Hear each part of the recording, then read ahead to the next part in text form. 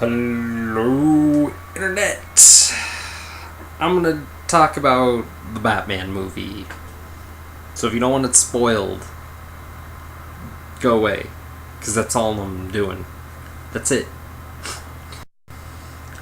So, those unfamiliar, I have a much lower respect for the Nolan Batman movies than most. So, this movie became no less the exception. I don't want to run through the movie because I'm basically doing this in light of having just seen the movie, and I don't want to go through all the plot points and all that. There's no point in that. So again, if you haven't seen the movie, don't even bother watching this. Won't make sense. But I just kind of wanted to point out some things about the movie and why I really feel it didn't add up, and it makes me wonder, like, where people find the quality, find the joy in these films. I'd actually like my points questioned or proven wrong if possible, because I'm having a bit of a time with it. So the first thing was that when Bane went to go financially take down Bruce Wayne, he went to the stock market, and then he bought a bunch of downs. I read an article, apparently this would not be how you do it, because when you buy those, you're buying remainders, and then that allows an option for the top ones to hold and continue purchasing. Whereas if you buy more, and if you're supposedly controlling the stock market, you'd want to go about it a different way. More so than that, though, which is a really good point, is that if a stock trade area was brought down like that, all those trades would be considered null and void. Nothing would have gone in or out, and it wouldn't have affected finances for long, except to essentially kind of cripple by holding a seize on finances temporarily. But anything specifically done to Bruce Wayne would have been washed, because it would have been washed from the palette, because that isn't a matter of bringing down Gotham, that's a matter of bringing down the entire U.S. financial system, which is not what happened at all. And I mean, I know movie logic, this and that, but it just seems so like they're trying to do this highfalutin thing, but it wasn't really thought through, and there were ways to enact that kind of idea if it was thought of differently. And also the way it was mentioned, all that proved that Nolan didn't really do his research for this when scripting and directing.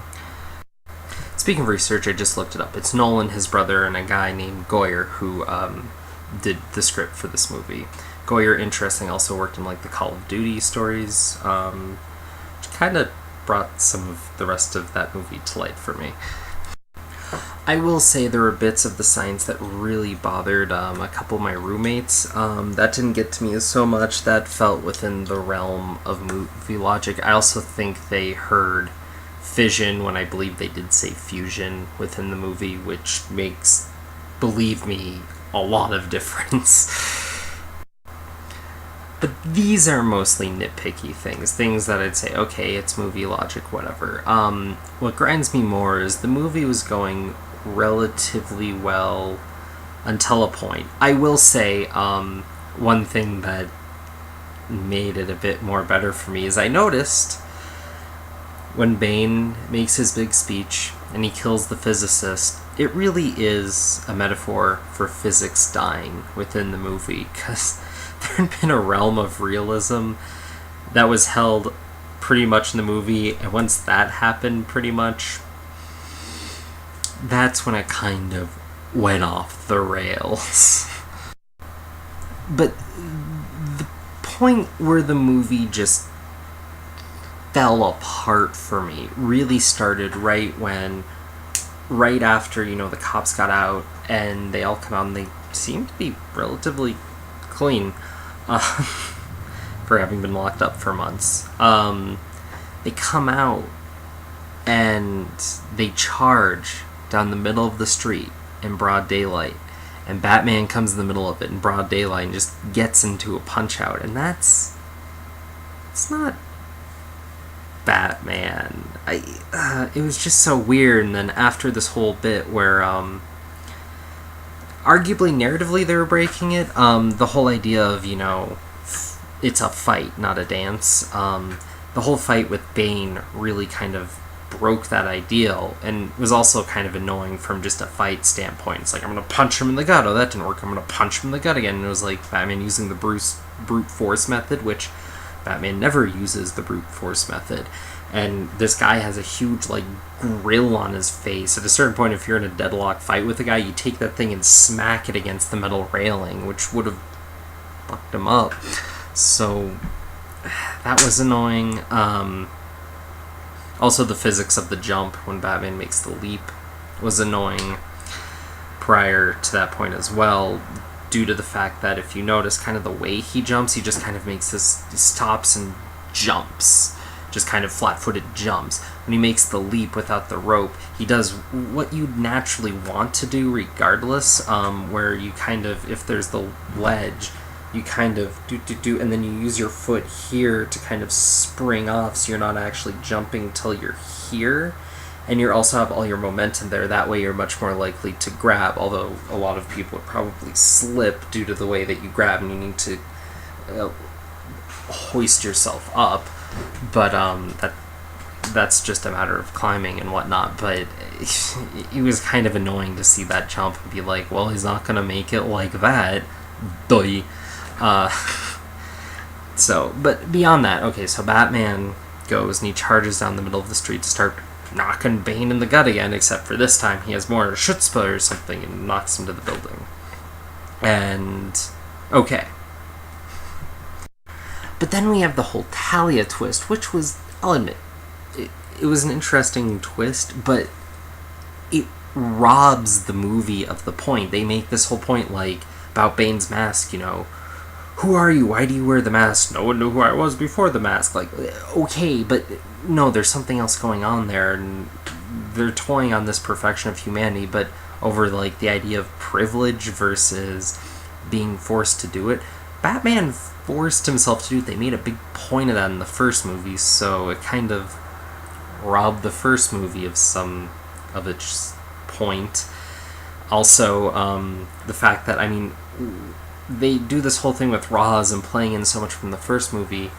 What was the point of the second movie? Really just to downplay Harvey? Was that it? And just to kind of have a takeaway from Gordon? Like, the fact that the Joker wasn't ever brought up or mentioned, I understand that they can't have the Joker, and I was willing to give some leeway here, but to say something as simple as, like, when they're letting Blackgate out, to honestly have Bane kind of have an aside and say, no, we won't release Arkham, we can't let Joker and the rest of those come in, we have an order, that would be chaos, would be enough to just kind of deal with that and actually say something about the level of plan. And one line is really all they needed to make the difference and the point of that whole dystopian Gotham ring over the second movie and show what was going on. One line to make all of that so relevant, and it's not present.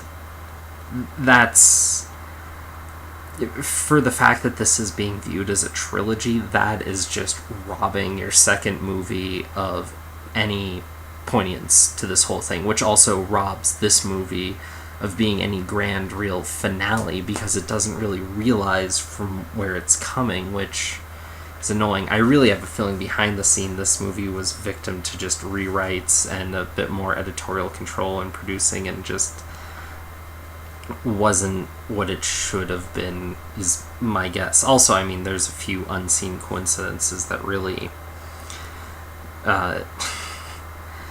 probably made it so this movie couldn't have been the third, final, and strongest act, which is fair.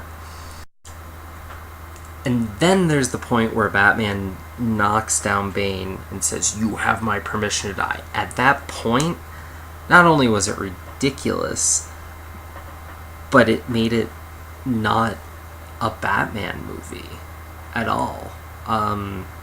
For him to just say that, and the way he said it, when he said it, where Bane's defeated essentially, there's no real reason for it. It was so... It was just so pointless and so disheartening. I mean, after that, I mean, honestly, I can talk about the rest of the movie, but emotionally, I checked out. Nothing had any relevance. Nothing had me on the edge of the seat. Nothing mattered anymore. One line they didn't put in robs the movie of a lot of significance. One line that they do bother to throw in robs the movie of really any emotional and frankly title investment. Why would you do that? It just it rang so false. It was so terrible. And that one line really kind of sums up the core, the rot of this movie, and why it's a failed, not only Batman movie, not only, I mean, in and of its own, it's a decent action movie, I guess, but why it's a failed superhero movie is this lack of hope and morality and point. To speak further on morality in that, the first movie kind of has this theme of building up and whatnot, and just kind of this idea of what do you do, what's revenge worth in a way. And there's a point where, Batman, I won't kill you, but I don't have to save you, okay. But essentially he killed him. But that was the one line, the one thing he had to do, I guess, that seemed like kind of a moral failing, but it was odd. But then the second movie, there's the morality is kind of the heart and soul of that movie, right? Like, I don't know if I've said it on my videos anywhere, but that boat scene drives me nuts every time, but that scene was put in the movie to create a moral message. Honestly, at the cost of the quality of the film, but that boat scene is there to say that when the chips are down, humans are not just animal, ravaged, chaotic, that they'll appeal to the better side of humanity. When the chips are down, they see that they can rely on each other, they will. That's the point of that. In the second movie, a bus full of children needing to cross the bridge, a cop coming out and saying, they're gonna die anyways, we need to get people out, this is it, go, go, go. And they just drop it. They drop the bridge. That was a symbol of the morality of everything that they set up dropping.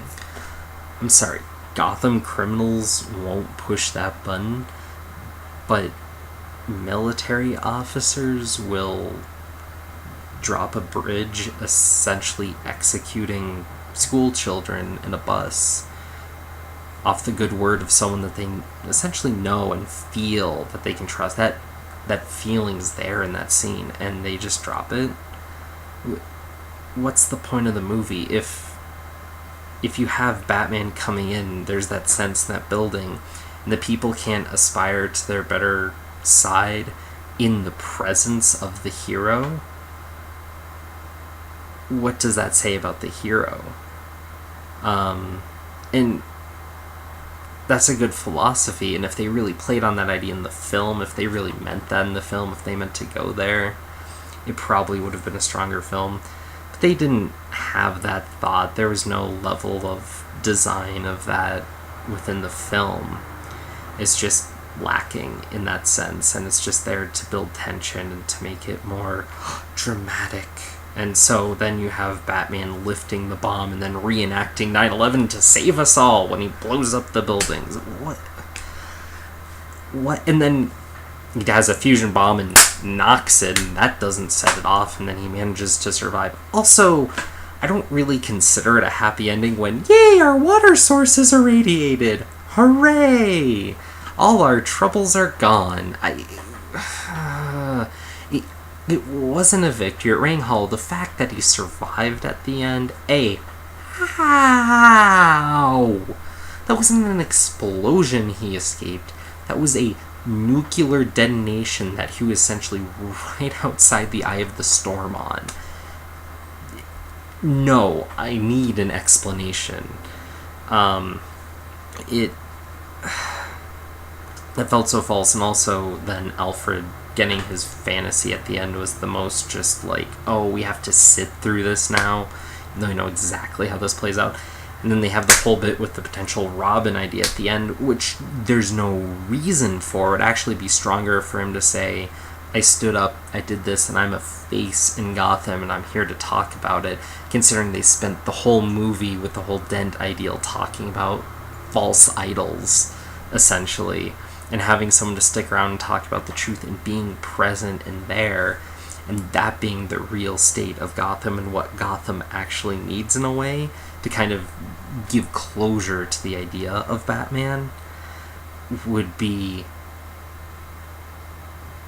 make more sense within the context of the film, since they're ending Batman. This is it. So why give it that note to end on? What's the point? Also, because I haven't touched on it, the Catwoman casting and writing was off. Catwoman is not supposed to be the whitest woman in the room, and get the whole cat burglar thing, sensuality thing, but that was just a touch painful. So please, if there's any of those points that you'd like to argue or not, I'd like to hear the other side. I'd like to have at least parts of this movie redeemed to me, because it was disheartening watching that movie.